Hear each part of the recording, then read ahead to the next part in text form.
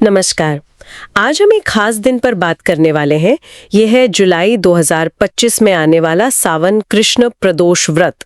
जी। हमारे पास एक YouTube video transcript से कुछ जानकारी है और इसमें ना कुछ बड़े दिलचस्प संयोग बताए गए हैं। जी हाँ, प्रदोष व्रत तो खैर भगवान शिव का व्रत है, हर महीने आता है कृष्ण और शुक्ल पक्ष की त्रयोदशी को। हाँ, बट सावन में इसका महत्व वो थोड़ा बढ़ जाता है, शिव जी का प्रिय महीना है ना। बिल्कुल। और ये स्रोत कह रहा है कि 2025 में सावन का पहला प्रदोष वो सिर्फ सावन प्रदोष नहीं है।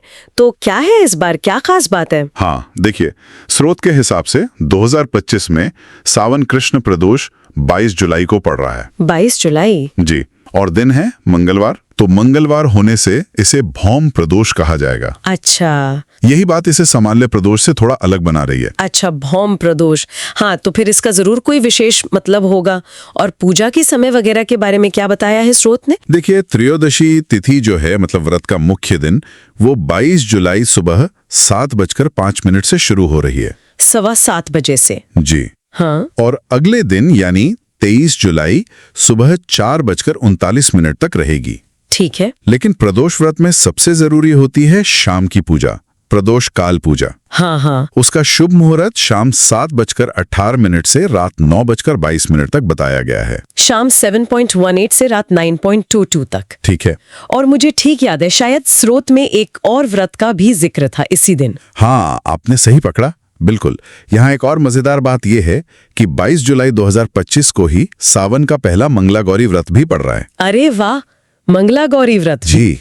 ये व्रत सुहागिनें रखती हैं पति की लंबी उम्र और सुखी शादीशुदा जिंदगी के लिए। माँ पार्वती को समर्पित है ये। अच्छा, तो मतलब एक ही दिन शिवजी का प्रदोष व्रत, वो भी भौम प्रदोष, और साथ में माँ पार्वती का मंगला गौरी व्रत। हाँ जी। तो स्रोत क्या कहता है इस संयोग के बारे में, क्या मतलब निकलता है इसका? अगर हम स्रोत की बात माने तो ये संयोग बहुत ही शक्तिशाली माना गया है। इसमें शिवजी की कृपा मिल रही है प्रदोष से, माँ पार्वती का आशीर्वाद मंगला गौरी व्रत से, और साथ में मंगल ग्रह की ऊर्जा भी है क्योंकि ये भौम प्रदोष है। अच्छा। तो स्रोत का इशारा यह है कि इस दिन शिव पार्वती की एक साथ पूजा करना बहुत फलदायी है। इससे मतलब आध्यात्मिक उन्नति, घर में सुख शांति और यहाँ तक कि कर्ज जैसी परेशानियों से मुक्ति, इन सब पर अच्छा असर पड़ सकता है। मनोकामना पूर्ति के लिए तो खैर विशेष बताया ही गया है। तो फिर इस खास संयोग का फायदा उठाने के लिए क्या पूजा विधि में भी कुछ अलग बताया गया है या वही सामान्य प्रदोष वाली पूजा है? पूजा विधि देखिए ज्यादातर तो पारंपरिक ही है, लेकिन स्रोत कुछ बातों पर जोर दे रहा है।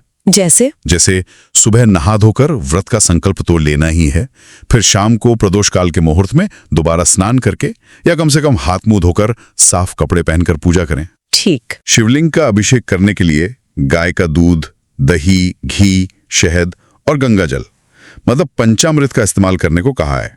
पंचामृत अभिषेक? हाँ जी। फिर शिवलिंग पर सफेद चंदन लगाएं, बेलपत्र, मदार के फूल, धतूरा, ये सब चढ़ाएं और फिर प्रदोष व्रत कथा जरूर पढ़ें और अंत में शिवजी की आरती करें।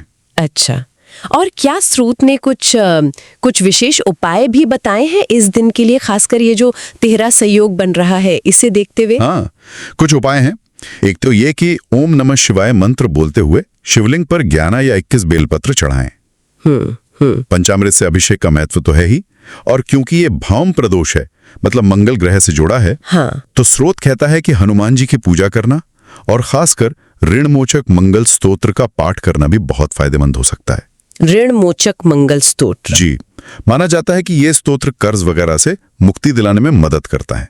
ये सब सुझाव स्रोत में दिए गए हैं। तो कुल मिला के मतलब ये हुआ कि 22 जुलाई 2025 का ये दिन स्रोत के अनुसार सिर्फ एक व्रत का दिन नहीं है। बिल्कुल नहीं, बल्कि ये शिव, शक्ति और मंगल ग्रह, इन तीनों की ऊर्जाओं का एक संगम है और इसके लिए खास पूजा और उपाय बताए गए हैं ताकि लोग जीवन के अलग अलग क्षेत्रों में, चाहे वो आध्यात्मिक हो, पारिवारिक हो या आर्थिक, उनमें बेहतरी ला सकें। बिल्कुल सही समझा आपने।